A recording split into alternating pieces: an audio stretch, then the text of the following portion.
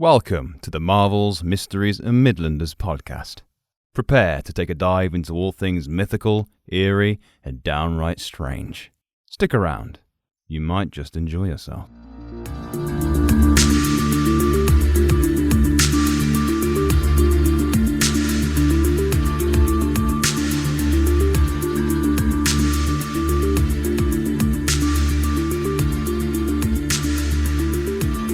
How do I get this quote-unquote Bud Light open, Adam? Just do a little twisty, James. Is that how it works? Yeah.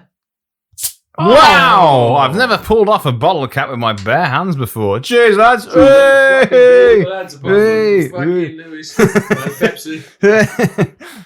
So, hello everyone, and welcome to Marvels, Mysteries and Midlanders. I am James Alexander, and I'm joined by Adam Dally. Lewis Carter. That's the one. The very same three gentlemen you've put up with for nearly, 16 episodes? 17 episodes? It's 17 episodes now. Go us, aren't we fancy? And today's a special one, guys. What are you laughing at? Yeah, this is a momentous occasion, everyone, because this is the first time since we've started this podcast that we're actually all in the same room together recording. So the sound quality may sound different, but you're going to get the added bonus of us physically bouncing off each other in the room. And to celebrate this, we're going to have a very special topic today. What do you guys know about grave robbing? Haven't Lewis? we had a story about that before? Grave robbing. Go on then. Somebody with grave robbing. Well, you're on the podcast as well. You should know about previous grave robbing. There's been a few episodes, haven't there? So Whole 17. I've forgotten when. I'm giving you a lip about, but I don't actually remember myself. Okay.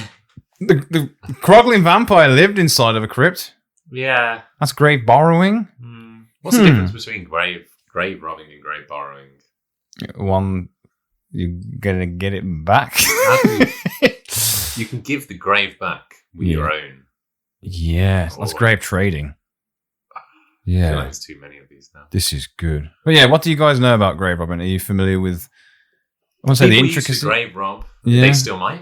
Yeah. Probably do. I don't think people have many. I mean, I could be wrong here, but back in the day, people tend to be buried with a lot of possessions that are worth quite a lot of money.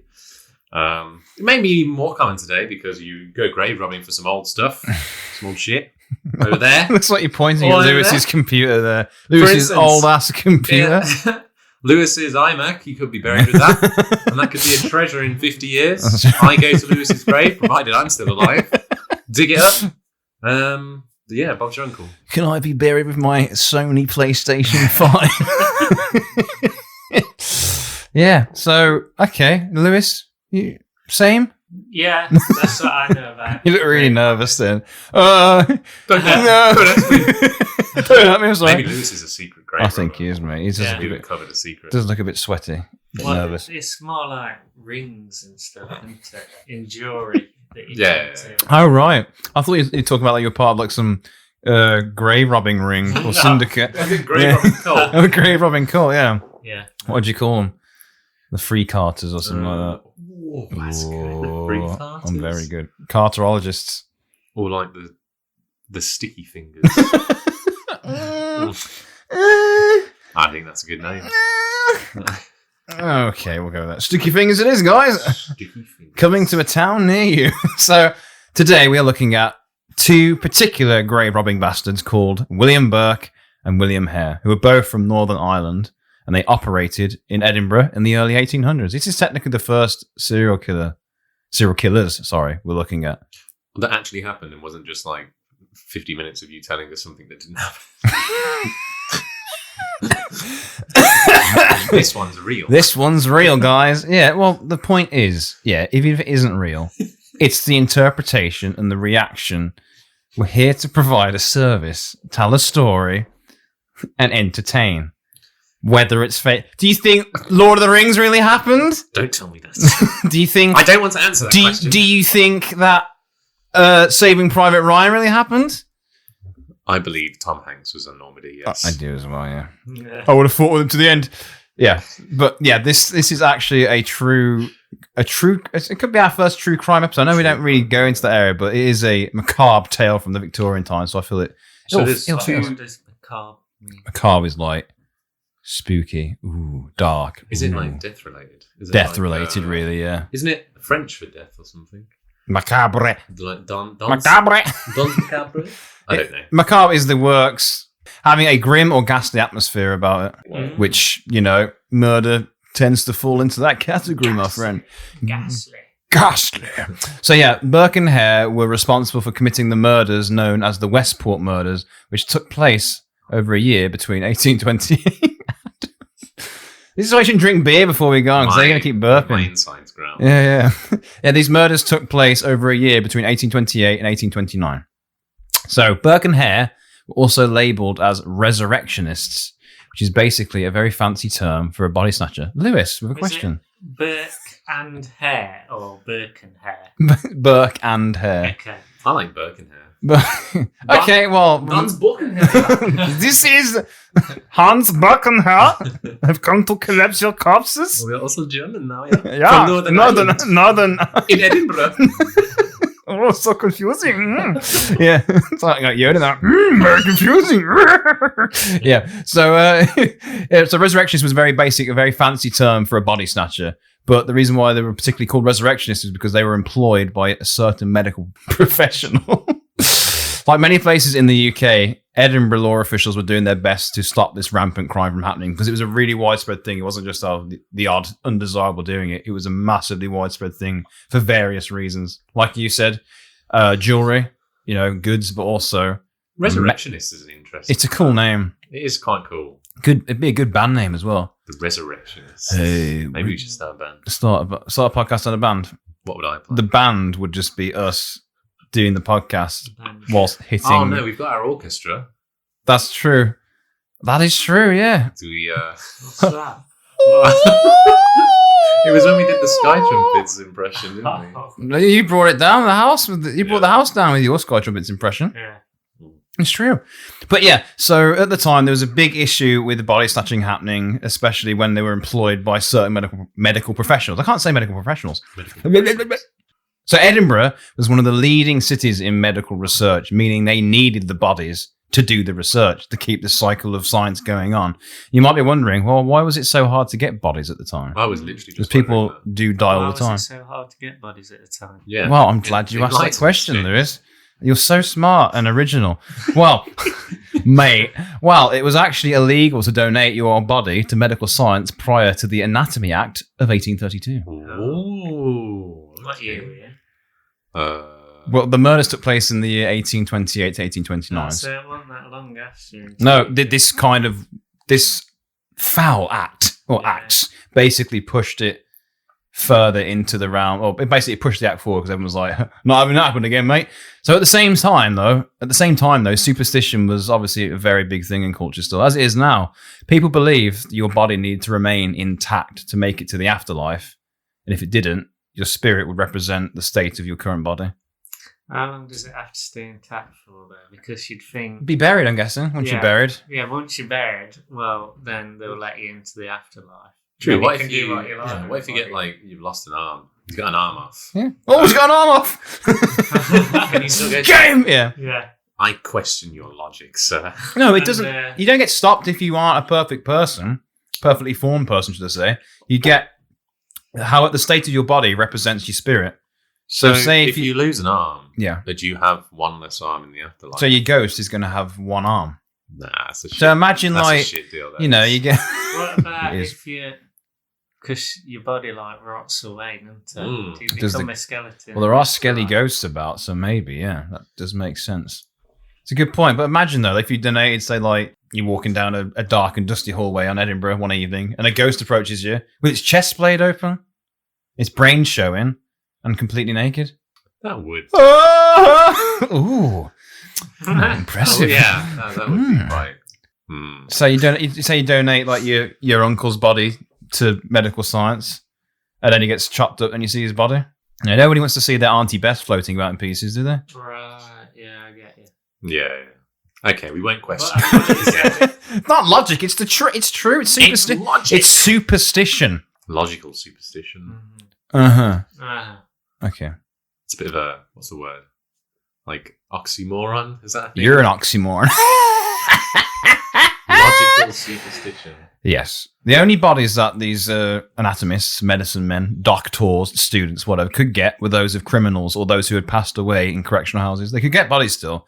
But in order for Edinburgh to remain on top of their game, the city needed more corpses to educate their students. And this began the age of the grave robber. Well, it didn't begin the age, but it certainly helped boost the activity in Edinburgh itself. What's more controversial, do you think? Killing somebody for the body or digging the grave up?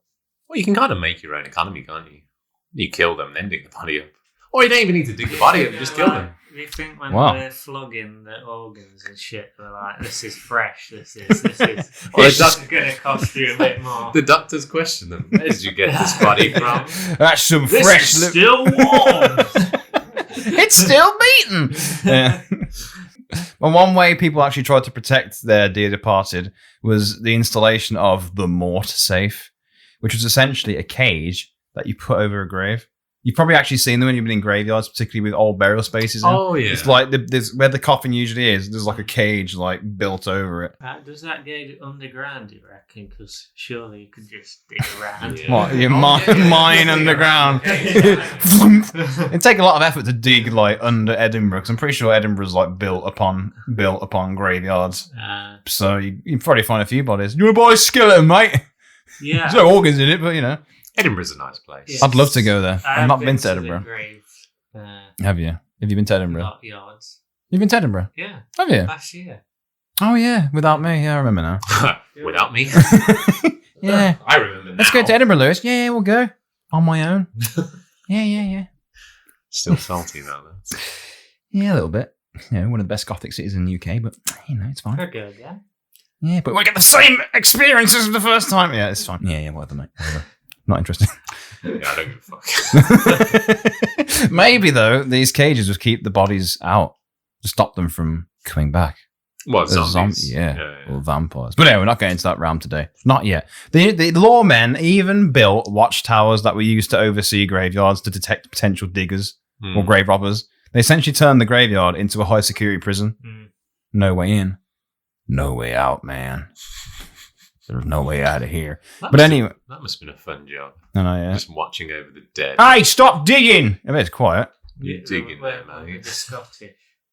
Hey, stop digging! Is that better? There you go. Digging like this. You mean not digging up bodies for once, mate? All you do is just constantly getting bodies out. I don't know which part of Scotland that's from, so you have to put up, any Scottish listeners, you have to put up with me, my very all over the place Scottish accent, so... It's just a joke, guys. So let's get into the background of Burke and Hare. They were both allegedly born in 1792. Burke being born in Erney, County Tyrone, and Hare being born in Newry, which are now both part of Northern Ireland. According to Ben Johnson's piece on the accomplices for Historic UK, Burke was one of two children in a middle-class family. He was described as a friendly, popular man with a wide build and short, gingery hair. By 1818, he was living in County Mayo, trying his hand at a variety of trades and serving as an officer's servant in the Donegal militia. But after an argument with his father-in-law that year over land ownership, Burke fled to Edinburgh, abandoning his family and going with his mistress, Helen Mcdougall, whose name you will be hearing again as we go. Classy guy. McDougall's a funny name. McDougall. Was she Scottish or Irish? She was Irish. I can't do that. My name's Helen Mcdougall. No, I'm not even going to attempt it. Try. What was her name? Helen? Helen Mcdougall. Helen Mcdougall, sorry. Do it!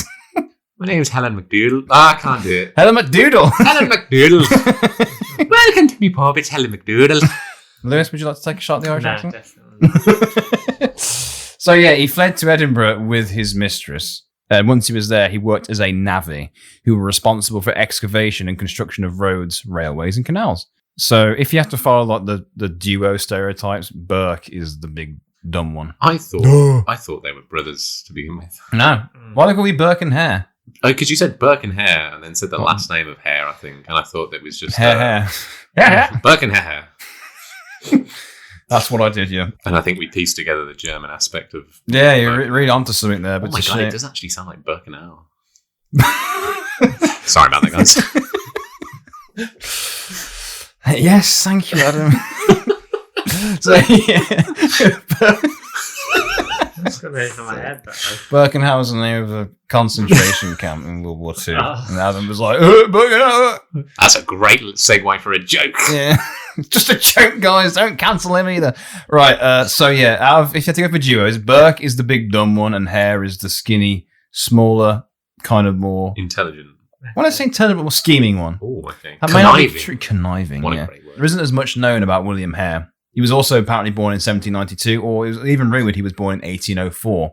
And his birthplace is also various. There's various reports of where he comes from. It's 12-year difference, exactly, yeah. Imagine that being a rumour. Like. Right, so his birthplace was given as various places, either Pontefract, near Newry, yet again, or even Derry, which both are also in the province of Ulster. So he's around that area in Northern Ireland. I can say Derry in an Irish accent. Dar. Dar. I went to Dar. Did I say that? I don't know. Going to Derry. Apologies for any offence it may have caused. This entire episode is going to be... Sorry for saying that. Was that offensive? Oh, sorry, guys. But what is known about Hare is that he was described at home as not particularly an enamouring man. Uncouth, illiterate, and confrontational. What kind of guy, mate? Short and ill-tempered. Short and ill-tempered. What kind of guy? What kind of guy? Like Burke, he emigrated to Scotland and worked as a union canal labourer. He then moved to Edinburgh, where he met a man named Logue, who ran a lodging house in Westport on Tanner's Close, which will become the site of all the murders. Most of the murders, anyway. Yeah. Inside, out the back, round the front, down the side. When Logue died in 1826, 2 years before the murders began, Hare began a relationship with Margaret Laird, Logue's widow. Yeah, would you be? And now your husband's died. Would you be interested in maybe going out with me? He was straight in there, wasn't he? Yeah, you know, I may be small, but I got a lot to give to you. That's not bad, actually. Thank you. My name's William Hare. Come on, lass, give us a hug. I like how you're putting your shoulders up as well. It's the only way to make it sound like I'm a tiny little Irish man. I'll kill you, I will. That's when he gets angry. Yeah, I'll kill you. That's when he... I love you, Margaret. I love you, Margaret. I love you, Margaret. Yeah, so that's my William Hare for you. I love you, Margaret, but I'll kill you. I love you, Margaret, but I'll kill you. So although they were never actually married, Margaret and William had a child together. Wow. And lived as a... I want to have a baby with you. and they lived together as common law. Would you be interested in some... Intercourse. Come on, Bob. I may be small, but I make up for it in other ways, I promise. I'm a growing on a show. I'm a growing boy. You're gonna have a growing boy as well. Jesus Christ. Every time I do this podcast, I suddenly have a smoker's cough, and I don't know why. I'm getting wheezy in my old age. It's all the cigarettes I smoke in my sleep. Stress. Yeah. So they live... The stress of research that me and Lewis do not do at all. Yes. I just want to bring your A game, guys. That's all I need. So eventually, William Hare and Margaret met William Burke. And they were both called William. Helen, both called William. Well, Willy Hare and Willy Burke. Yeah. Or Willy Burke and Willy Hare. So you got... Hey there, nice to meet you. And you'd be like... Willy Hare. Oh, God. Yeah, so you've got... Little Willy. And you got Big Willy Burke here, too. He's like, nice to meet you, little Willy. I'm Big Willy. Where's me rabbit? You want to go grave digging? I'd like to go grave digging with you one time, actually. Yeah, so you've got the big dumb guy, and now we have our small skinny guy, scheming guy. So we've got the perfect ultimate like duo for hijinks. Apart from they just become pieces of shit, but it's okay. You know, that's what we're talking about. So let's get straight into the murders. So they've come together at Tanner's lodging house, Tanner's Close lodging house, which is now being run by me and Margaret, Willy Hare, and Willy, and Burke also with Helen.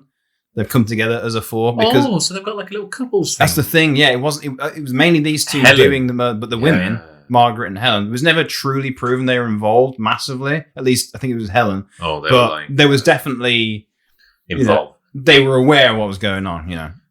So let's get into the murders, guys. Just boys being boys. It's just me having some fun, Bob. Don't worry about it. Me and Big Willy. Don't worry about it, mate. I just want to have some fun. You just dig up some bodies, like. Right. Anyway, so Burke and Hare committed 16 murders over the course of a year, or 10 months in 1828 to 1829. Ultimately, the main purpose behind their crimes was decided to be greed. But of all the things to do for money, why would you jump straight to murder? Maybe they wanted to do that as well. Maybe I just like killing folk. Yeah, that's true, mate. You ever feel like killing someone as well? I feel like you're really getting into these voices. Hey, yeah, I've got to really wring them dry. I don't know, like, yeah, it's kind of like a two birds with one stone thing, isn't it? What's the thing also, because we're going to see how they kind of ultimately jumped into it. It wasn't just like one day, let's kill. Did they have any, like, murderous background? Any? Well, that's the thing, because at the time, their background wasn't Maybe it was, like, cooler back then. cooler to kill. Yeah. Down, cooler to kill. Yeah. I would imagine it was definitely easier. Yeah. Yeah. I tried to do it recently, just did not work. That's why you're still here, Adam. Well then. Yeah, but they didn't just jump straight into murder. There's a reason why it kind of became their modus operandi. Ooh. You know, MO. You know, I know my terms. Is that Latin? Yes, it is. Oh. In late 1838, Burke and Helen Mcdougall moved into Tanner's Close to join little Willy and Margaret in the Westport area of Edinburgh. I'm happy that, it all worked out. Oh, mate, it's about to work out, trust me. Oh, good. They're like apartments in a building then. It's a lodging house, so you pay for a room. It's like an inn. Okay. But when they came together, they eventually kept on bumping into each other around Edinburgh, and eventually they became good friends. Yeah. And that's how the... Sounds like they should have a TV show. Big Willy, Little Willy. You can't get over that, can you? It's like big cook, little cook. Well, yeah. Big Willy, little But Willy. instead of cooking, they kill and rob graves. Yeah. Didn't actually rob a grave. Have you even been listening to what I've been Are they saying? not grave robbers? The resurrectionists, I've said. Whoa, if you want to God's get sake. bogged down in the details. And Yeah, yes, well, we're gonna they're get quote unquote resurrectionists. I cannot actually say properly.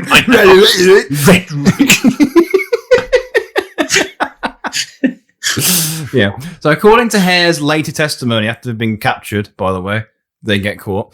Spoiler alert, the first body they sold was that of an army veteran called Donald, who had died of natural causes and who owed Hare £4 in rent. So they were like, instead of burying the body, they filled the coffin with bark, brought the cadaver to Edinburgh University, looking for a Dr. Monroe. According to Burke's later testimony, a student directed them to Surgeon Square, where they sold the body for £7 and 10 shillings. That's They filled the body with bark. No, they filled the coffin with bark, so they buried the grave. That doesn't make any sense. Hang on, they killed the bride. No.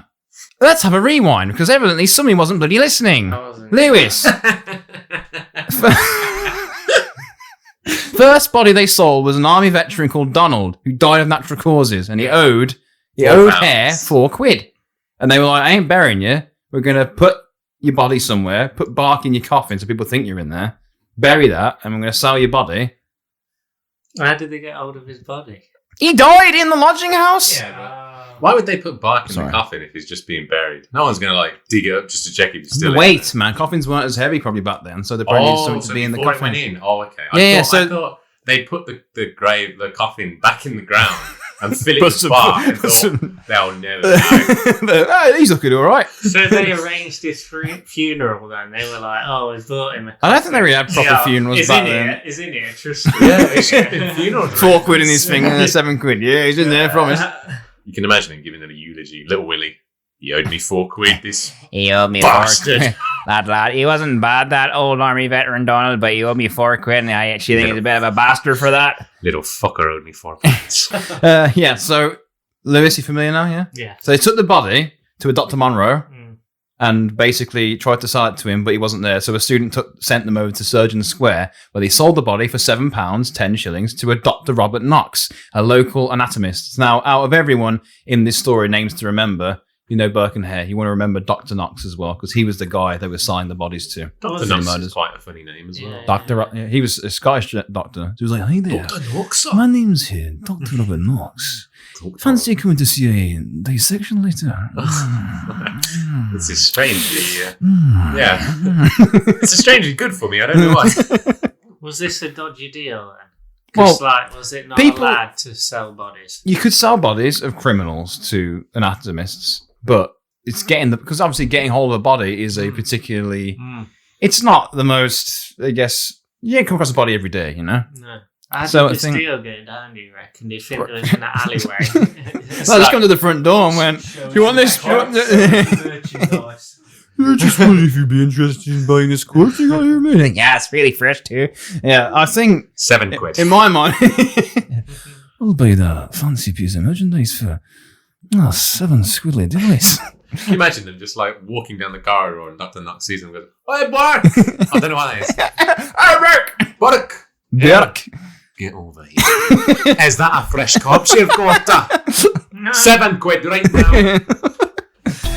Wow, is it true werewolves are scared of funky music? Of course not. Wait, what? I think, in my mind, they've actually got like a stick up the corpse's back and they're walking down the street, like their arms hooked to each side, like, get your corpses! Nothing to see here, nothing to see at all. But because one's really tall and one's really small, the body's like scarecrow down the street. But yeah, so they sold it to Dr. Robert Knox, and apparently he turned around and said he would be glad to see them again when they had another corpse to dispose of. Oh, so he kind Which of is like, pretty... He conned on that they were like So maybe particular men Yeah. of particular nature. Yeah. Maybe it was like they saw this guy die. Well, he died in the lodging house, and they thought, hang on a minute, we can save his body. Yeah, because Burke... And that's where they got the idea. Hare was like, he owes me £4. How went up for £4? Because back then, obviously, quids, and we're going to get into it later, like... Also, he's like £3 up. What? He's £3 up. He's £3 up now, yeah. Fair play. Yeah. And 10 shillings as well. Stonks. Yeah. I imagine, like, Dr. Knox had like a creepy assistant as well. He's like... What are we going to go today? You were like, Knox? it's proper like... Is that a body? Just be calm. Will you? Daddy Knox. Big Daddy Dr. Robert Knox. So before we continue, who is Dr. Knox? Let's get a quick background of this. He's the next important player in this tale, as I've already said. So he was born in 1791, the son of Robert Knox. That's not confusing at all. A mathematics and natural philosophy teacher. Young Knox contracted smallpox while he was a child and lost his left eye. So he's Robbie Knox Jr. Yeah, so Dr. Robert Knox Jr. Dr. Robert Knox Jr. Jr. Yeah, so he was... So get your ass over here, Junior. That's why he got his sexy voice. Like little Sean Connery Jr. Loosh, I never loosh, yeah. So he lost his left eye after contracting smallpox and suffered suffered permanent facial scarring. After years of studying at school and university, he was sent to the Battle of Waterloo in 1814 to tend to the wounded.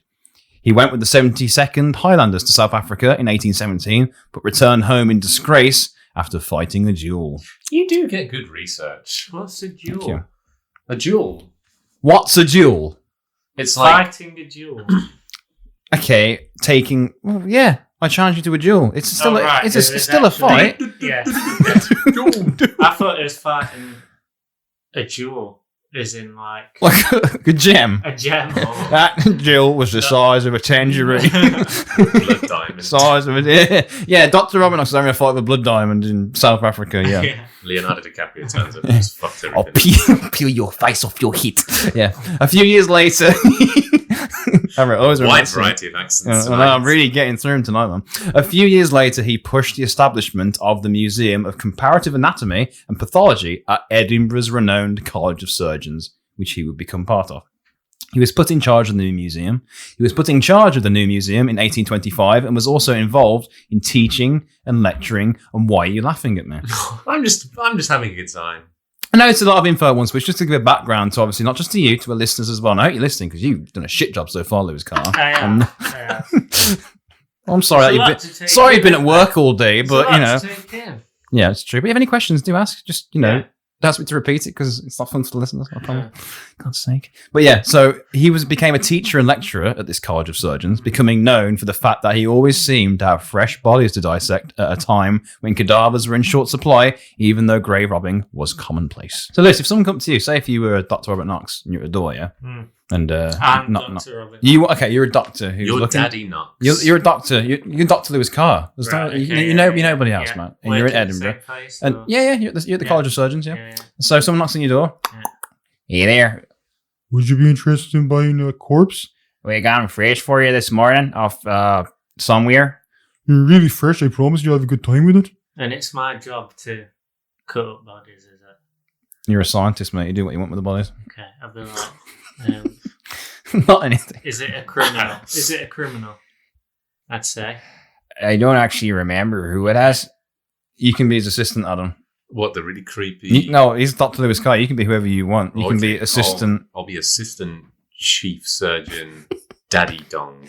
Okay, Daddy Dong. This is Daddy Knox. Come Daddy to the Dong. door as well. You're with Lewis now. Hello. Lewis, you're against getting the body. You're like, actually, no, you're against getting the body. I'm against But getting Lewis the is body. excited about it. Okay. Sorry, I should have given you those notes at the start. Yeah. So at the door. Hey there, would I could buy a body? Arr. I'm struggling to identify with my character. So Lewis, what was that? Sorry. How much? Lad? £7. 7 quiddly Quiddly diddlies. quiddly diddly. Yeah, £7. Is that like more than 8? Yeah. Yeah, do that. I think that's a bit much for, because it's a bit dodgy. Regardless, that's what we sell anyway. It's a bit dodgy, so... That's just a going market price for it, mate. Alright, and there might be someone next door. Mate, you're supposed to be excited about getting the body. How about $6.99? Deal. That's a deal, mate. I'll take it. Poor Adam just stays quiet the whole time. Is this when you... Yeah, I'm riddled with anxiety. Okay. It's undiagnosed this time. It's not a real thing. Scared of bodies. Scared of dead bodies. Scared of cadavers. Get it away from me. Yeah. So if they were going to continue this lucrative business venture, they had to set a few ground rules. So I'd like to introduce the official Burke and Hare rules for killing. Before I start, would you like to take a shot at any of these rules? They had rules. They had rules when they began to kill. So they had like morals. Because, I don't know about that. Or Guys. like, As it became harder to find bodies, they turned to murder. Well, it was just by chance that they found that other body, wasn't it? There was a chance he died in the lodging house, but I guess Well, you're all right. exactly. Yeah, I know you mean. But they were stroke like, of luck that was. Yeah. did they think, let's have some ill people and some old people in the lodge so they can One of die- them's gonna they can die. inside the room. I'll tell you what, that must have been a bit of a weird time where you see someone die and you instantly think, profits. Yeah. Cha-ching! Get down, get down. That Dr. Knox will definitely take this. Oh, I'd love to take that 70-year-old corpse. I imagine trying to like look that around as well. You just have it in a black bag. Oh, modern day, maybe. Did they chop him up or did they just No, take well, him? no, they take. Well, of course, like the bodies have got. The bodies have got to stay like nice and fresh. They're not going to give them like a bag of Yeah, but how do you even limbs and stuff. keep it fresh? Just like It'd get have there to quick be- time. It's like they didn't preserve. They literally killed them and took them straight there. Oh, because I don't know But how. they didn't kill him. Not the first one. Sorry, Yeah. my apologies. But Spoilers. yeah, so Did they have to kill during working hours? So was there to meet? Yeah, there's different guidelines if you're not Yeah. on the clock. I'm not in the office, mate. Oh, look, we got a body here. We can do. Hello. Not my Yeah, they problem, were mate. there. I'm off. I'm done. I'm done, mate. Oh, he's on holiday. Shift finished Dr. 10 minutes Knox ago. is on holiday. Yeah. Maybe in the office. No, it's all that's this. We got like 8 boys out here. I was supposed to sell them to him. Were you here? We got 8 boys out here. Anybody fancy a Corpse corpse? is not nice. So yeah, the rules. Rule number 1: don't pick a person who is known to someone, Oh, yeah. like outcasts and travelers. We'd be fine. Perfect. Rule number 2: don't pick anyone strong. Well, you two are out of it, so there you Oh, go. come on now. It's true. Stop that. It's not. It's true. I'm weak. Rule number 3: pick someone who is weak. Way! I'm so getting burked. Rule number 4: choose someone who is poor. Man, I'm just looking like a You are. perfect, They're perfect frothing at the person. mouth for you. And rule number 5: choose someone who is unwanted and whose absence wouldn't be noticed by a loved one. Yeah, that's me as well. I know someone that would disagree. How did they? Yeah. Okay, you're gonna explain. I'm sure. How did what? How do they find the top? The The people? undesirables, yes. Well, let's get into it. Yeah, it's our first murder. So Burke and Hare's Did they just ask him outright? How do you feel? Got any family? Got any family, Can I mate? just ask you these questions? Have Doing a you? survey, mate. Yeah. Are you here alone? Do you have any friends like my friends here? Do you have any close relatives or loved ones or Have any- experienced love in your life at all? The accent, come on then. Nice one. Have you got any money? Have you got any money? No. You're dead then.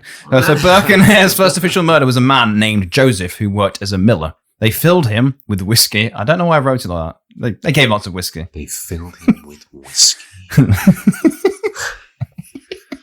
Yeah, and As, when it, as Burke stepped out of the lodging, he saw a dazzling man and thought, I'm going to fill that man with whiskey and sell his body to Dr. Knox.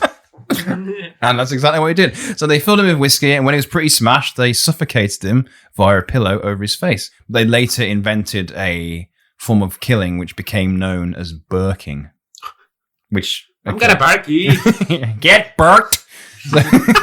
Sounds like an internet slur, doesn't Get it? burked. Yeah. Get burked, nib. Yeah. So, Lewis, what do you think burking consists of? And it's not drug.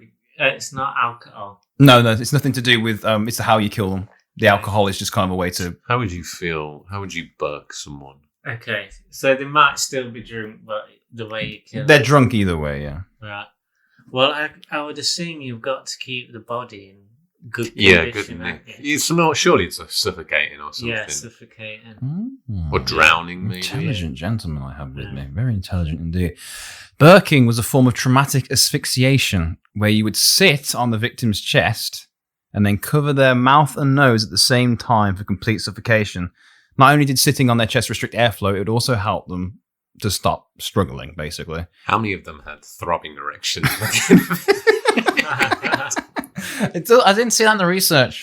It could have been rigor mortis, so it's unknown. There's definitely some stiffness. What are you doing? You're not supposed to be turned on by this. Who's got a throbber going on? Burke, make it stop. Put it down. Yeah, so He's got a tug on it. So not only did sitting on their chest restrict the airflow, it also helped them to stop struggling. This combined with the usual intoxication resulted in quite an effective Obviously, form of murder. Burke did the Yeah, I killing, was gonna surely. say, yeah. They did it together. I was Well, little. they both sat on. Well, one sat. Well, that's the thing. I think. Yeah. Or one sat on the chest, one. One was kind of- on the shoulder. Yeah. Come on, Yeah, get an on the extra shoulder, weight. yeah. The little guy on the shoulder controlling. Stop No. struggling, you weird. So I think. I know that they were always there during the murders, but one was kind of like a lookout, maybe. Usually one of them, one of them could do it because the person was drunk, so you wouldn't need two people to do it. It was called Birkin, so it was definitely. He was definitely Burke. It's definitely me doing it. Big It's roly not poly exactly ginger hairy, Irish man going. I'm going to sit on you now and cover your mouth. Little Willy's gonna hair you. Very good. Nice. So no matter how they tried to justify the killing of their first victim in murdering him, the two couples, I'm saying couples because obviously you got Helen and Margaret as well, they crossed a pivotal psychological line. They killed once, doing it again would be even easier. Yeah, there's like that trend We've with done it now. from what I've watched. Rip the Band-Aid off. The true crime documentaries that you do one, you start to perfect your routine. Mm. Definitely from documentaries, not from personal practice. Sometimes you get sloppy. As per their rules, they decided to lure in poor and vulnerable people who were less likely to be declared missing with free or cheap accommodation. And obviously, if you're traveling through, free accommodation, quids in, mate. The loss of income from rent would be far outweighed by the money Knox would pay them for the body. But why just start murdering? Why? Well, Burke and Hare originally sold the bodies of the ill lodgers, didn't they? Who passed away. But once the ill had become sparse, they had to make their money somehow. And this is basically how they did it. It's like a eureka moment, isn't it? We ran out of dead bodies. Let's make some. Yeah, pretty much, yeah. It's like you said, make your own economy. In February 1828, they invited pensioner Abigail Simpson, a salt seller, to spend the night before her return to home. Margaret, Hare's wife, welcomed her in and plied her with drink, using the same MO, as I said before. And then, guess what they did? They burked her. Because her corpse was so... Don't laugh. Someone got killed here, guys. Someone died. Yeah, and because her corpse was so fresh, Knox paid Burke and Hare £15, which is the equivalent. I did a quick little number crunch real quick. £1,000. It's £1,000 for a body. That's like 2 months' pay for me. Well, it might be more. Yeah. Oh, I'm sorry, mister. I thought Although, about to be being... fair, It's quite an hassle, isn't it? it is a hassle. It's still £1,000. a thouie. A Thawi? I don't, A Thawi? I'd want a bit more for if I went out of the way to burk someone, hypothetically, and someone was like, "Yeah, give you a grand, mate," I'd be like, Yeah, you grand mate. I wouldn't. Although you could make a bit of money from it. Yeah, I see what you mean, yeah. I want at least 10 thouie from it. But Dr. Robert Knox probably looked at these two people and was like, these two are a bit of, All right, they're a bit of all. I don't know what They're a Dr. bit, Knox did with them. they're a but bit stupid. So I'm going to take some... I said I was sorry. Didn't mean to underpay you. So yeah, next Burke encountered two women in the section of central Edinburgh known as the Canongate, Mary Patterson and Janet Brown. Now, Patterson and Brown were allegedly prostitutes according to some contemporary accounts. They're definitely going to notice if they go missing. That's a very good point, Adam.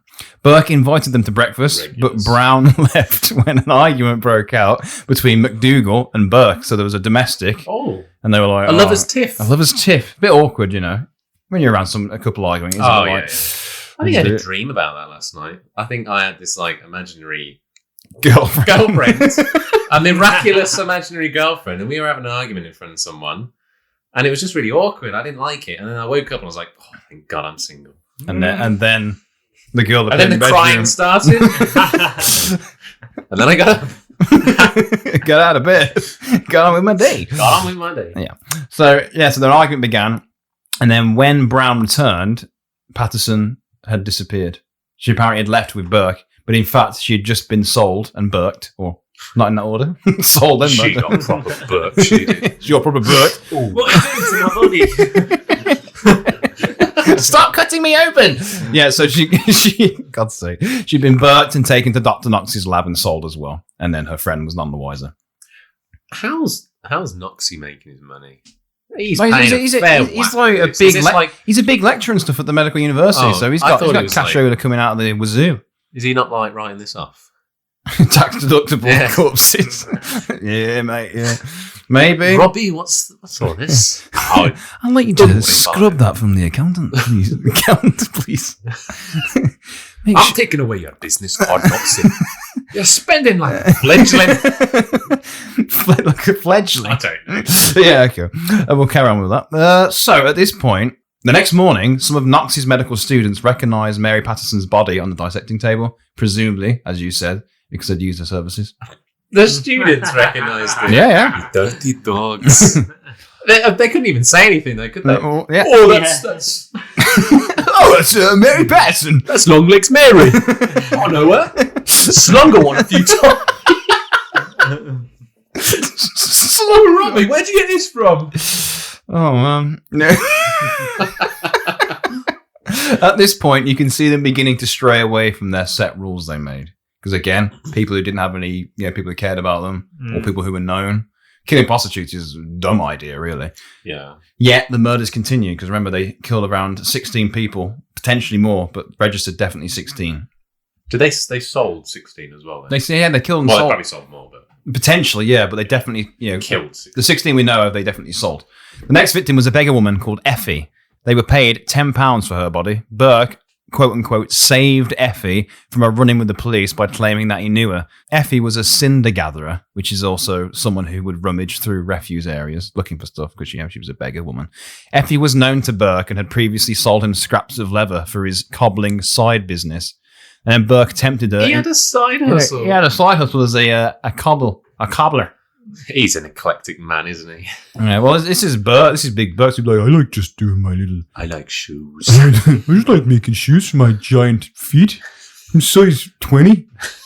Just about fit for a door.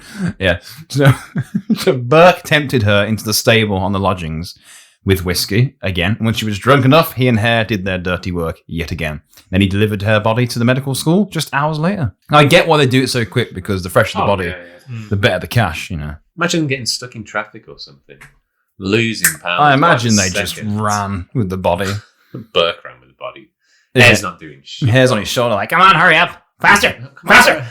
Like a coach. Didn't Knox think You guys they all get seem these. to be died by the same cause?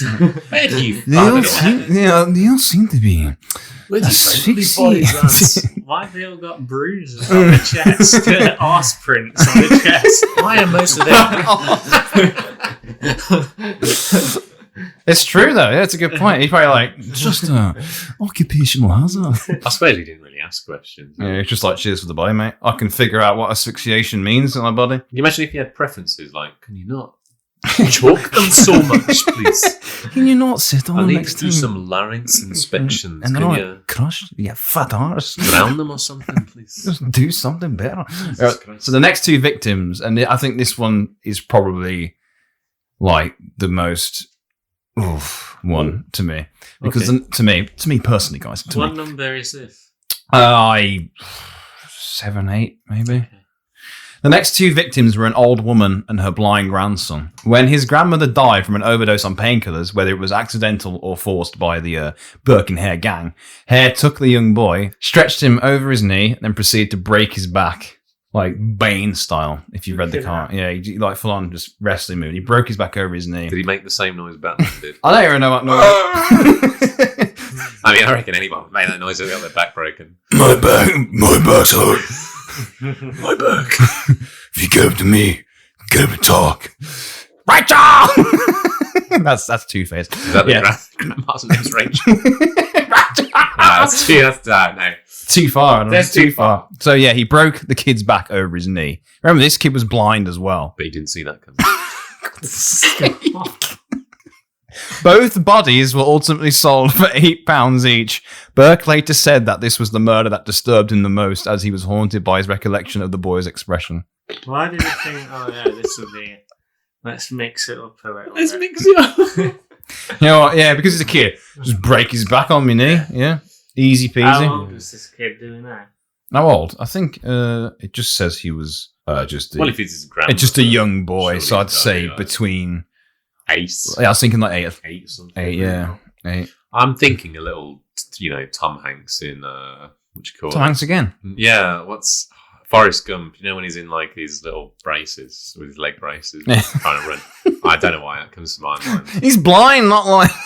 Yeah, but potato. Burke said that murder disturbed him because he remembered the kid's face, which is probably just like, I couldn't imagine doing that to someone. I mean, this may be a bit like ghastly, but Yeah, if ghastly. I was Burke and I was breaking blind kids' back, I'd like at least face them. Although if you break their back, you kind of have to look at them a little bit. Oh, they just I'd win. put a bag You just over his win. head or something, You just like- wind him. Yeah. Just in his stomach, wouldn't you? You'd be like, yeah. So yeah. But yeah, when you think about that stuff prior to it, he's probably Yeah, in hindsight. he's probably just trying to spice it up a bit. He's like, I'm going to bane this kid over You know my what? I don't get the same dopamine hit from murder that I used to get. knee. Best break a kid's Let's back. try blind kids.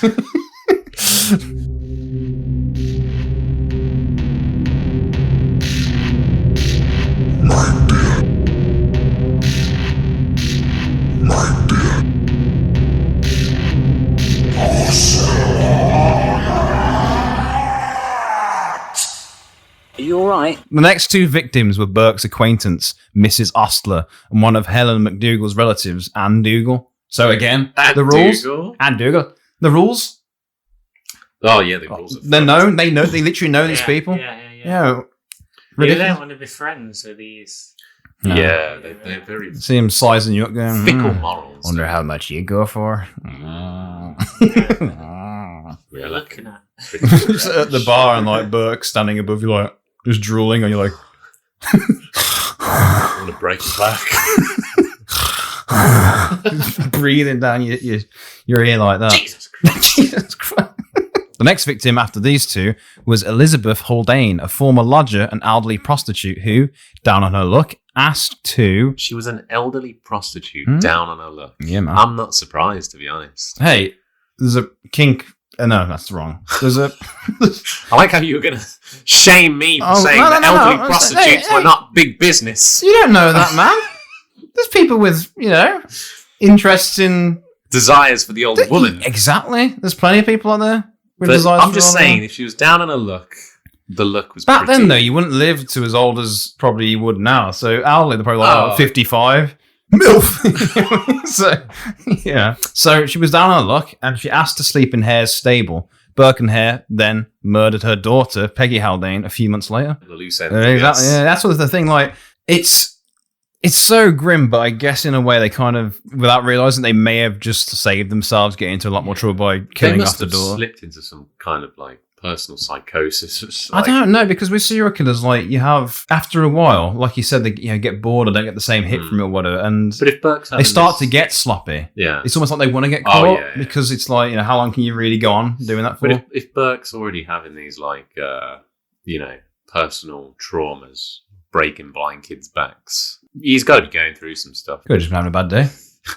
Just a bad I'm day. saying that, but Bad day for killing. you know, you just think like when you have a bad day and you say you have an outburst. Yeah. With their kind of mind, they may have an outburst and it's breaking a kid's back rather than just like dashing a teaspoon at a wall or something. You know what I mean? It could have just been, for them, it's kind of like business, and you just another day at the office, you think, I didn't get the same satisfaction out I of bet it. Knox was like, what the hell was it? What the fuck did you do, lads?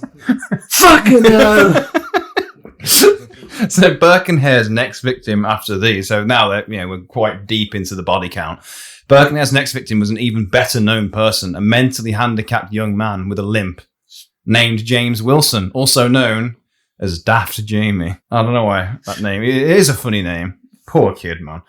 Anyone seen Jamie recently? Hey, where's Daft Jamie? Where the fuck is that little? I think you got a problem with Jamie, mate. I like how they're slowly moving on to the disabled. Yeah, I know. Yeah, really. Maybe he's realised that he could probably get a few more quid for it. Yeah, it's more of a delicacy.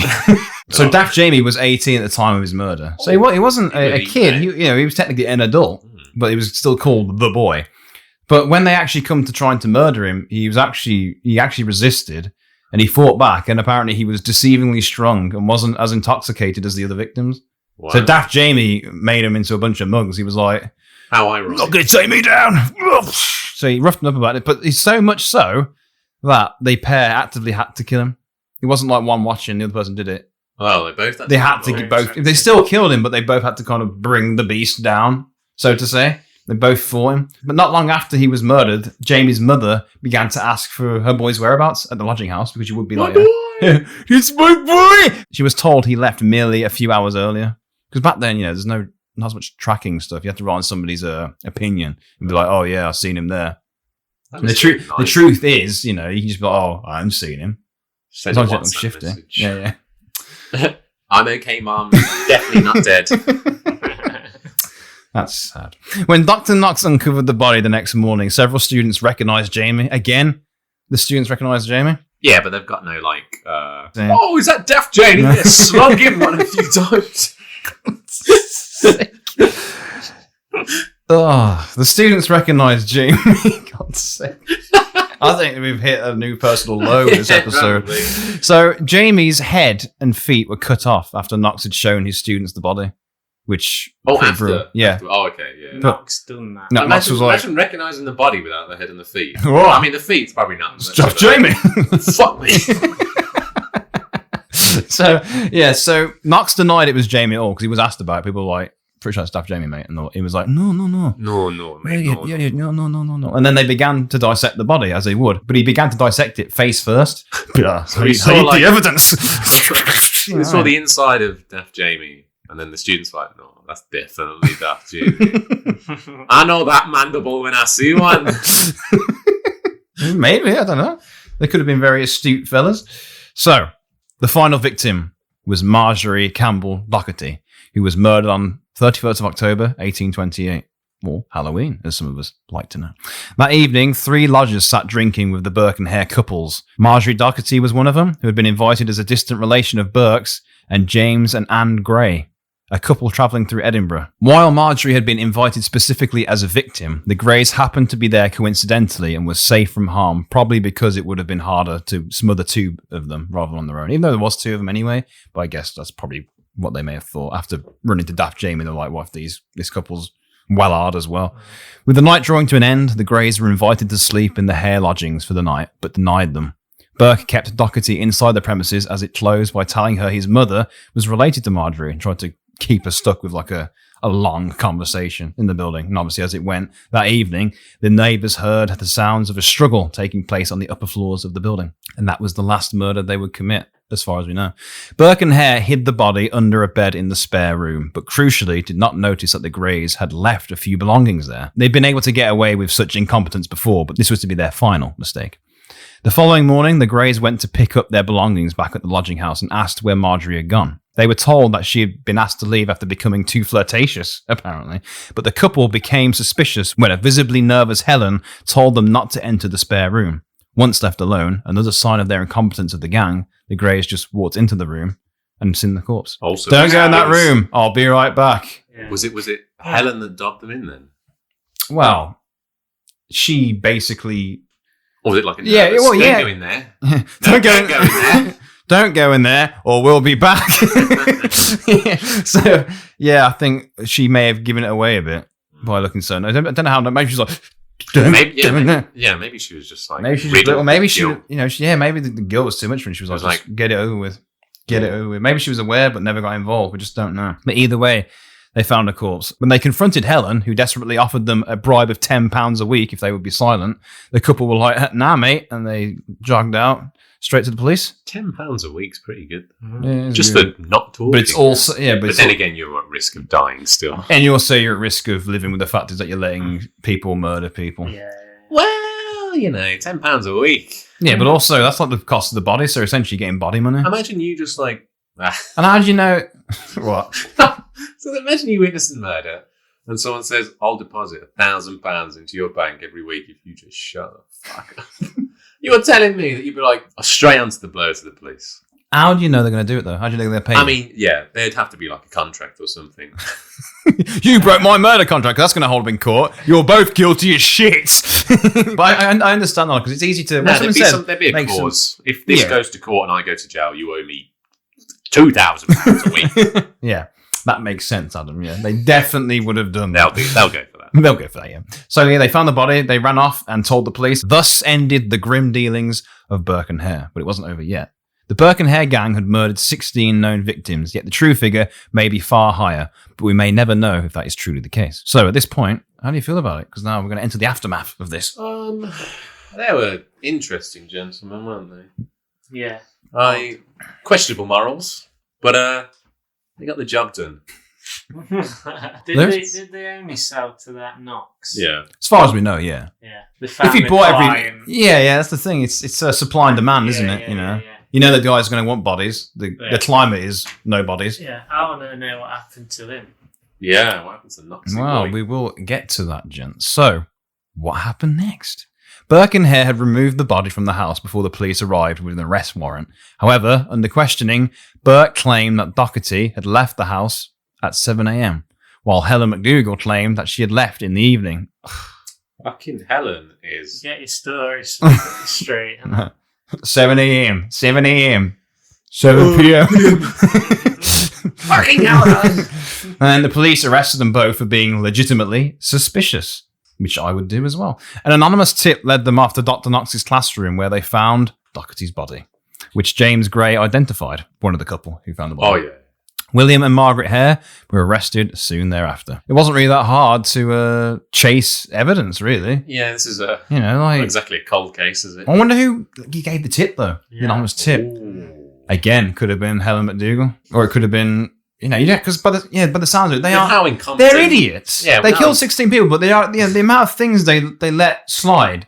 It makes complete sense that someone would have noticed something and gone, no, Yeah. that's dodgy. It makes perfect sense. I reckon it all went downhill after Daft Jamie was killed. I think when they got their asses handed to them. Yeah. Mm. It was like a bad omen. I think you're correct. When an Edinburgh paper wrote about the disappearances on the 6th of November, 1828, Janet Brown went to the police and identified her friend Mary Patterson's clothing. So obviously, remember earlier, there was those two women who were rumoured to be prostitutes? Oh, It was yeah. Janet Brown and Mary Is Patterson? this the elderly one? No, that was another one, mate. I'm only interested. It was the one with the students. Oh, Yeah, the one I Couldn't- recognise. couldn't- Good, Lewis, yeah. You see, See, I He you does have- listen. He is He does listening. He is listening. Yeah, so obviously her friend recognised her body, so that was some closure. Recognised her clothing, so that was some closure for it. The evidence against the pair was not overwhelming, though. So Lord Advocate Sir William Ray offered Hare, that's a smart one, immunity from prosecution if he confessed and agreed to testify against Burke. Ooh. So remember, these guys were good friends. Did he? They were a friendly couple. And they did all his murders together. He definitely did. And he did the dirty, and he threw his old partner under the carriage, and his testimony led to Burke's death sentence in December of 1828. Just like that. Bastard. I couldn't believe it. You bastard! So Hare just got to... What are you hanging me for here? You said we'd be friends forever. I never said that. So your Hare just gets to walk free? Yeah. I don't think that judicial system's very good. Do you, Lewis? It was early days, mate. It was early days. Yeah, it was still invader Or beta testing the judiciary system. So on the 28th of January, 1829, he was hanged. and after which he was publicly dissected at the Edinburgh Medical College. How does it feel, mate? We've gone full circle. How does it feel? The dissecting... How much did they get for it? He's a criminal lawyer, so it was free, probably. I don't know. Right, okay. I did say earlier that they probably got paid some money by people giving the bodies of criminals, but I couldn't confirm that. But yeah, maybe. They could have got some extra cash on the sly. The dissecting professor was an Alexander Monroe. Do you remember that name from earlier? See, Monroe was the professor they were looking for originally to sell their very first body to. And then they were appointed by a student to Dr. Knox. So how different would the story have been? If he'd gone to Monroe. I mean, maybe they would have ended up going to Knox anyway, but... They could have hit triple figures. Exactly, mate. Cashola, get down, get down.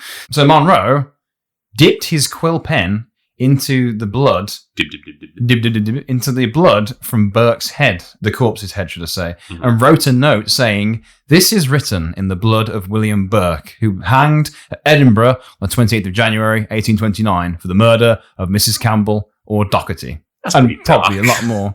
Why did he feel the It's need very to dip macabre, it though. in? Yeah. It's cool. You're not going to get an opportunity to do this much, are you? True. I wrote this note in the blood of the murderer. Bit of like Ginny Weasley, Chamber of Secrets kind of. Body will lie in the chamber forever. Yeah. Others have claimed, though, that the note was actually written by an anonymous student, but who gets close to the blood, whatever. It's just one of those things. But either way, the book itself does exist. There are pictures of it. The note was written in the blood. The Does hang... sound like a student thing to do. Yeah. Hey! It's a student. It's Yeah. like going through a phase. I feel like writing in some blood. Yeah. Yeah. Yeah. Good times. So now, obviously, he's been dead, but we're going to go back in time briefly to the actual execution. So the hangman was either incompetent or deliberately malicious, as Burke's neck didn't break when he was dropped for the hanging. He was left to strangle for minutes, which guess he deserved it, though. I'm not one to dish out. He killed 16 people. Oh, I mean, you know, I'm struggling to breathe a bit up here. a life for a life, eye for an eye and all. A life for 16 lives. Well, that's not exactly one eye for 16 eyes. Think about Daft Jamie and the kid he broke over his knee. He probably deserves a bit of a painful death. Well, Or I'm just being completely dark here, and I'd take it back, maybe. I'm just saying, think of the crime. Punishment fits the crime. You seem really... I am Yeah. I'm in a trance of thought. Oh, there's like a lot of people that would forgive them for what they did. You know, certain aspects of religion are often forgiving. I'm not religious. Well, you are clearly not. But yeah, interesting thoughts. No, continue. So let me back a question to you. All right. Would you, obviously, so say if one of your relatives was killed by the Burke and Hare gang, as we'll call them, yeah, and you found out that, he's being hung, you'd likely be there seeing the murderer, and you see he was being strangled, but not, instead of just dying straight away. How would you feel about that? And this isn't me trying to be like, oh, you're wrong. I'm just genuinely curious. Well, I'd struggle to find some sort of like positive coping mechanism to deal with the fact that in order for me to feel good about death, another person has to die. Mm-hmm. So I think I'd have to find a way around it. I like that.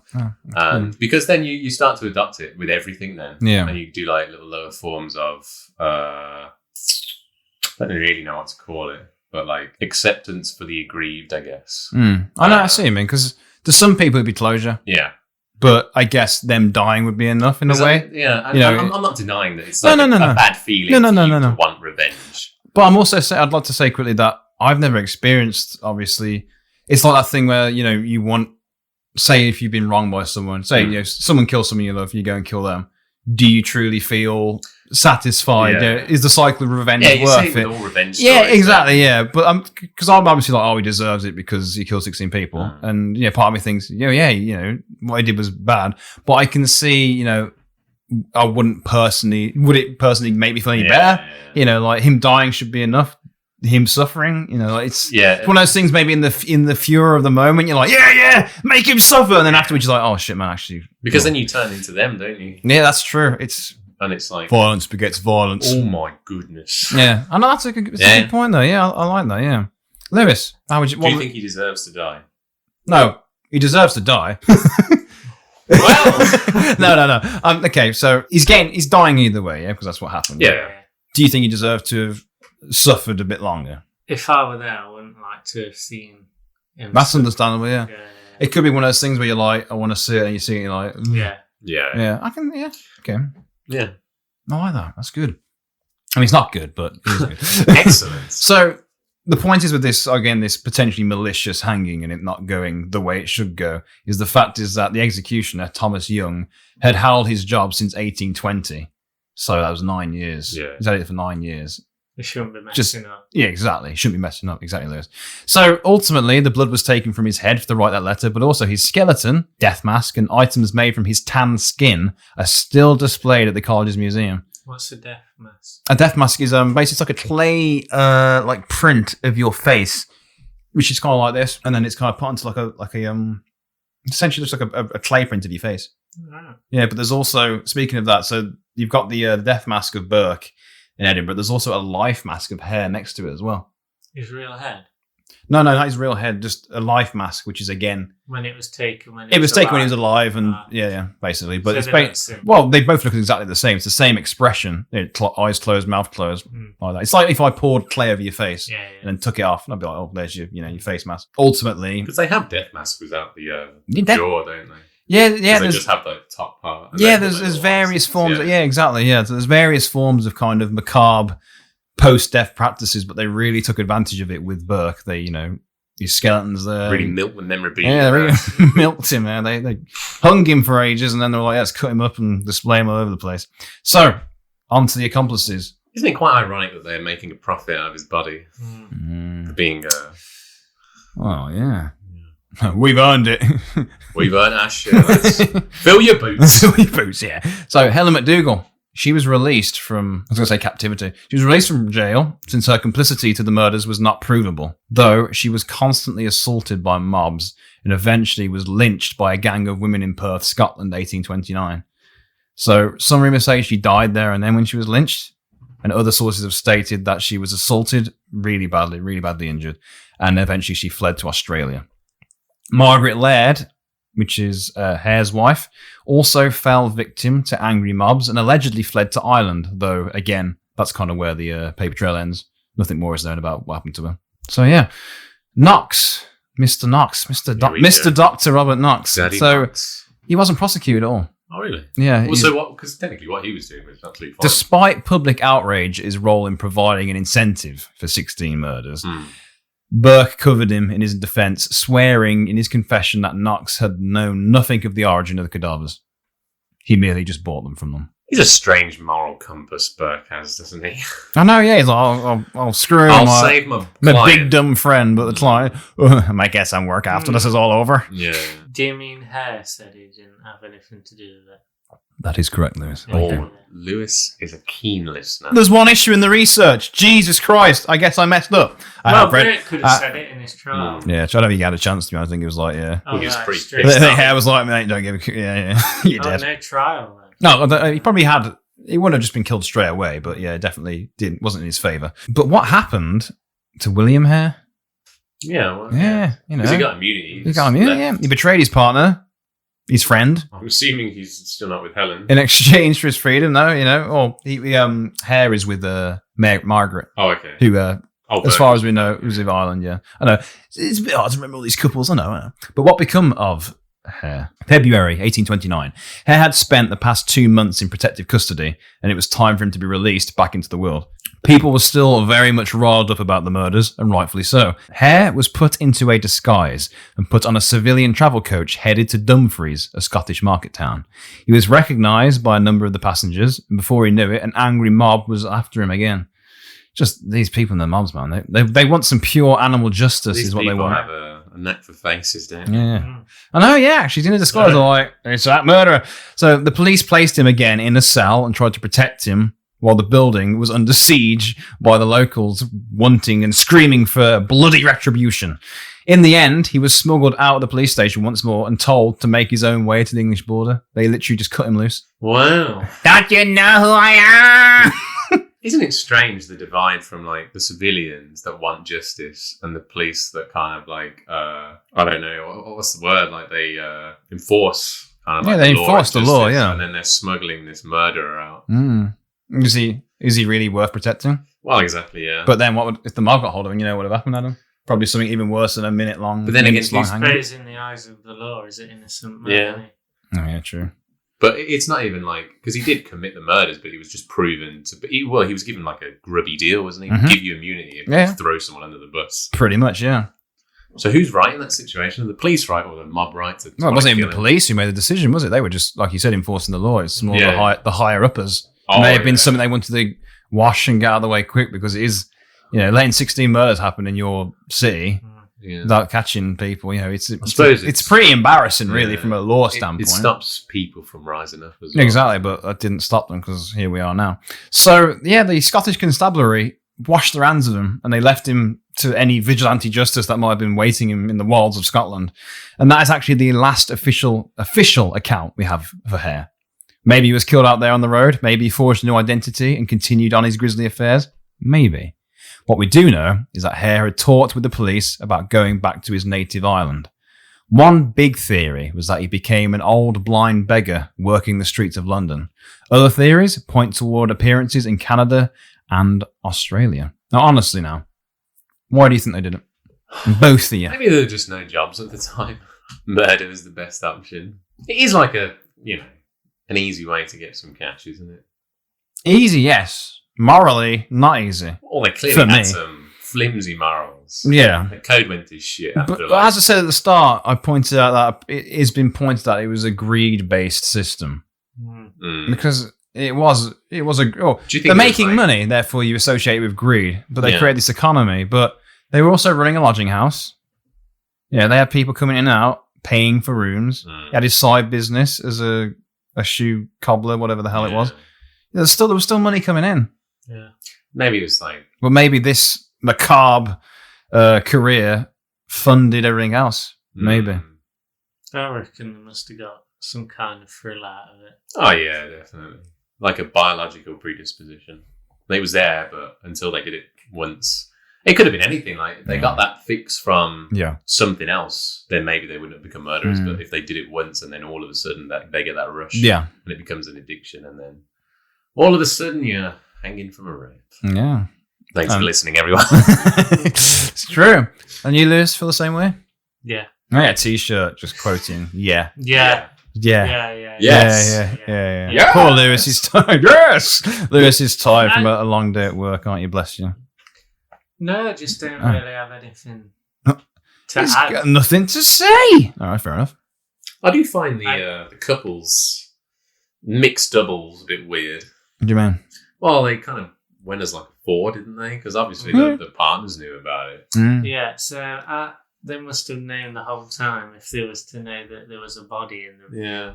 Imagine like making dinner for them and supper after a hard day of killing and visiting Mr. Knox. I suppose that's got to something play you on the can't conscience. hide. What you're doing with that dead body. Mind your own business. Mind your own. Making you some money, Helen. Margaret, mind your own fucking business. Yeah, I keep getting the names mixed up. Helen was with the big guy. Helen was with Burke. Margaret was with Hare. Sorry, Adam. Really sorry Get about your that. research done. So I'll end it now with a very quick poem that was written about Burke and Hare. By quick, I mean 4 lines. Up the close and down the stair, in the house with Burke and Hare. Burke's the butcher, Hare's the thief, Knox the man who buys the beef. Whoa. It's a good one. I like that one. I'll be singing to me in my sleep. Did you write that? That was an original by James, yes. Oh, no, it wasn't. It wasn't. I should have said that. Would have had a lot of people saying, I don't think you did, mate. Were you born in 1800? I don't think so. But yeah, that is Burke and Hare, guys. Burke and Hare. Burke and Hare. Classic. It's a hell of a story, isn't it? Classic. Classic Burke, classic Hare. Yeah, it's one of the many dark tales that have taken place on the UK soil. But nothing to do with grave robbing, really. Yeah, it's true. It's true, yeah. That's a good point. But it's something... Holy shit. Yeah. That's the first thing that comes to Lewis's mind. That's nothing to do with that then, is it? Well, it's pre-grave robbery. You know how in Minority Report it's pre-crime? This is pre-grave robbery. It does cut out the middleman. Hence why they're called resurrectionists. Oh, that is Remember, true. that was the term used from as well. Resurrectionists. Yeah, I did cover it, Lewis. So, if you can't, listen, it's on you, mate. All right. It does seem like the term resurrectionist would bring someone back to life, though. Yeah. But instead, they just got a fat payday. Yeah, it's true. But no, I see. I can see where you're coming from, Lewis. Because where you're coming from, Lewis. I mean, we can't prove that they didn't rob a grave. Yeah, if they were into doing dodgy dealings like this, you don't know. They could have. Can prove that Burke was a cobbler, though. What? Cobbler. Cobbler, yes, it's true. That detail, but not the actual, the important detail about grave robbing. So yeah, that was Burke and Hare, guys. Thank you so much for your time. It was a biggie. Biggie, yeah. It was a biggie. And I hope you listeners have enjoyed the journey, because pretty sure we have, I think. I mean, I did, but there All were these two. Eclectic accents. Yeah. It's a true masterclass for Blind boys and Daft Jamies. Yeah, Daft Jamies, everyone. Come for the accent, stay for the... Disabilities. I was going to say macabre tale, but yeah, go with Adam, stay with the disabilities, apparently. Jesus Christ, Adam. Well... Are you okay? I think so. So yeah, thank you so much to everyone to listening. I had a good time listening to it. And of course, if you do enjoy Marvel's Mysteries and Midlanders, do please subscribe to us on your local podcast platform, whatever you use to listen to us. You can also find us on YouTube now if you don't really listen or know someone who doesn't really listen to podcasts via the normal way. We're on YouTube now, so get over there. And also, if you'd like to follow us on Instagram, it's at MMMidlanders or at MMMidlanders. And also, if you want to email us any creepy stories or maybe something you feel that would be worth covering on the show, email us at marvels.mysteries@gmail.com. That's easy. Any parting words, fellas? I've got nothing. I wanted to say something about Breaking Bad, but Breaking Blind. Something like that. Breaking back? Yeah. Perfect. There we go.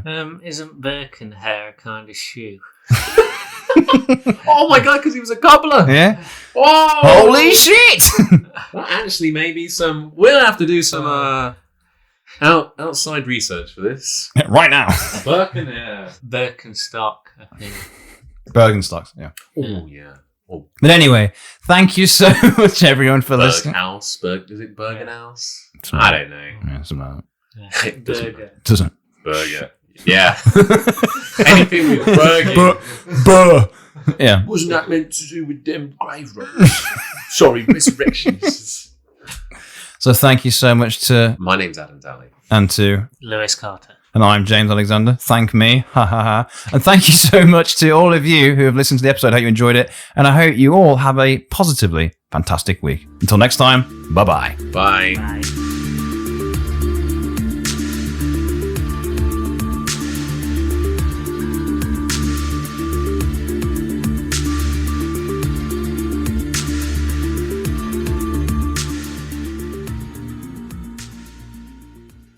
I was like, a man of culture, I see. You're familiar with the Chapter 3000?